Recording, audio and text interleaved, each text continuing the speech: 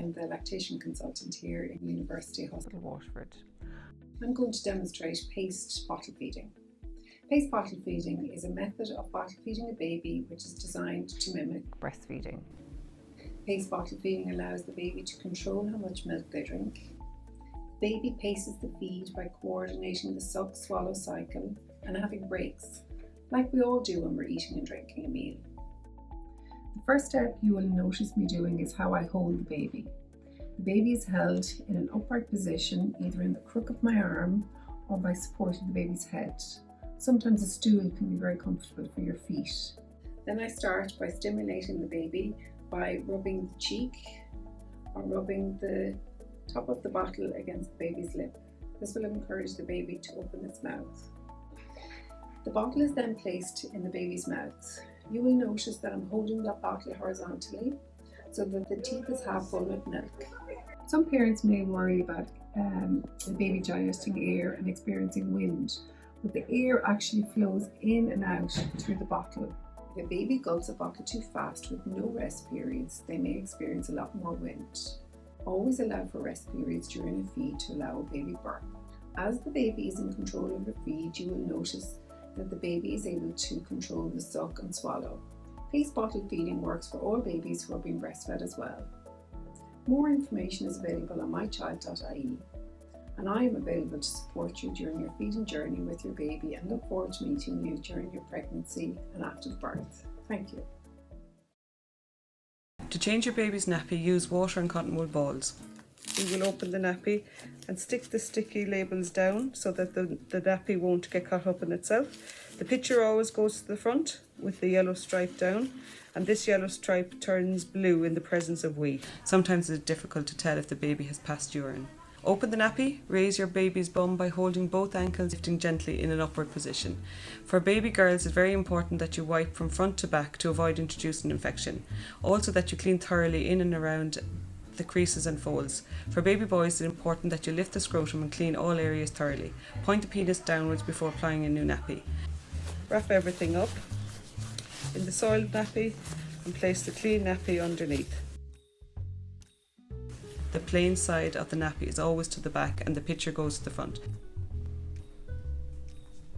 Until the umbilical cord falls off, fold the nappy underneath the cord to allow air to circulate and dry the area. Place the soiled nappy in a nappy sack if desired and dispose of it in the general household waste. Wash hands thoroughly. Reusable nappies are a more environmentally friendly option, so use whichever option will work best for you and your family. Now I'm going to show you how to clean the cord. It typically takes 7 to 10 days for the umbilical clamp to dry up and fall off. During this time it is important to clean the cord daily or more often if it becomes visibly soiled. Wash your hands and using cotton wool and cool boiled water, wipe in a circular direction all around the stump. Repeat as necessary, being careful not to draw any discharge around the stump. It is normal for the skin to become a little pink around the stump, also to have a slight odour before the clamp falls off. If the area becomes very red and if it becomes hot to touch or very smelly, bring your baby to the GP for review. Hello, my name is Grace Walsh and I'm going to go through how to clean your baby's eyes. What we would use is cool boiled water. Boil up the kettle, let the water cool right down, and this water then is sterile. What we would do here is break up a ball of cotton wool into smaller pieces. Dip the cotton wool bit into the water and clean from the inside out and discard. Little bit of cotton wool again. You may have to go over the same eye twice or 3 times if there's a little bit of stickiness or sleep dust in it, and then just from the inside out, zigzag up along the lash line, wipe and discard. That just prevents bringing infection or any stickiness over to the other eye. And same from the other side, from the inside out and discard. It is normal for sleep to build up in a baby's eye. However, if the eye becomes red or if the discharge becomes green or offensive, despite a thorough clean, bring the baby to the GP for review.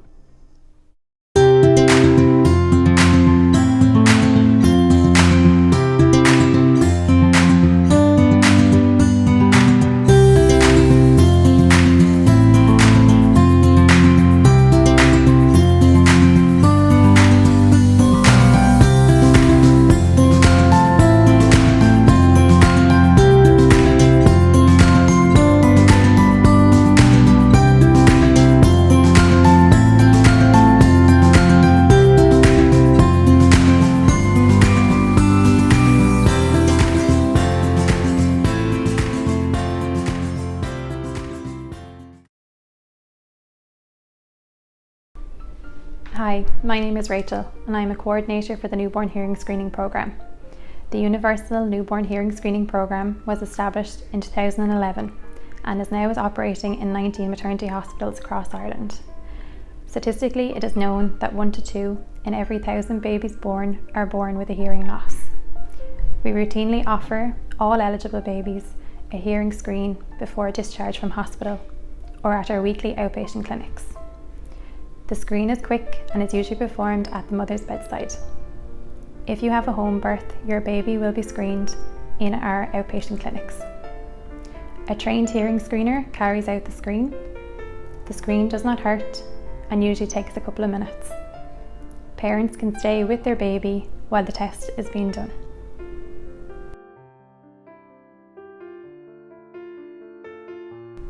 A small earpiece is placed in the baby's ear, which plays a clicking sound.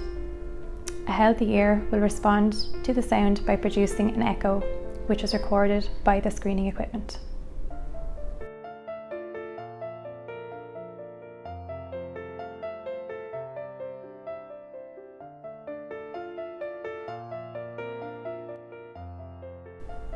The results are given at the time of the screen. Some babies will require further screening. If the final screen does not show clear responses from one or both ears, the baby will be referred to audiology department for a hearing assessment. The hearing screen will allow those babies who have a hearing loss to be identified early. Early identification is key for childhood development and supports can be put into place. If you have any further questions, please ask your midwife. Thank you.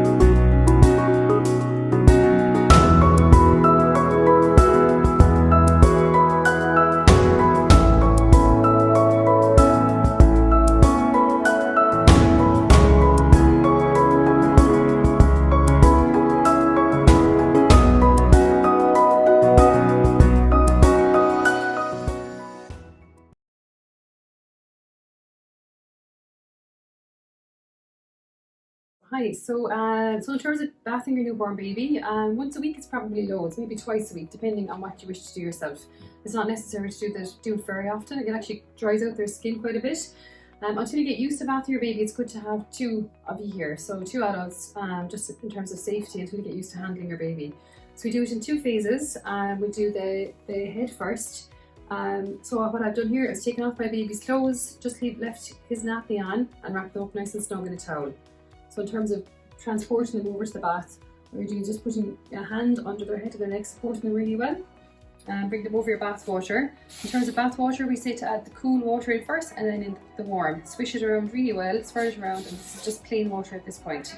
You can get thermometers for the bath. It should be about 37 degrees, or else alternatively just dip in your elbow. Make sure that it's not too hot. Okay. So in terms of bathing your baby's face, cotton wool and plain water is perfect. Giving them the good little rub around their face, in around their ears, in around their neck, anywhere that the milk can gather. Okay. You can use your sponge or your face cloth and just do their hair. So a couple of runs around the hair and get them nice and clean. So you can use a second towel, transport them back over to your surface using a second towel, dry off their hair. Okay, and when they're nice and dry, then you can take off the nappy. Just fold your tabs down just to protect your skin. Bring it down here. And in terms of moving your baby over, again, one hand in around the neck and one hand around their outermost thighs. That keeps them nice and secure. So when you're moving them around the place, when you're moving them around the kitchen, it's nice and secure. So when you put them into the bath, just put feet in first, right down at the end of the bath. So if you are on your own, you can just swish the water gently over them. If you feel more confident to hold the baby with two hands, you can hold them like this, and your partner or whoever's with you, they can do the little cleaning. But I suppose it's just important to get in around their creases, get them nice and clean. Again, turn them over like this, one hand supporting their neck. And a quick little clean around on their back and their bum, and then again out onto your nice dry surface into the warm towel. And at this stage you're usually crying, so it's nice to do a little bit of skin to skin and a little bit of cuddle time while you dry them off and settle them down again.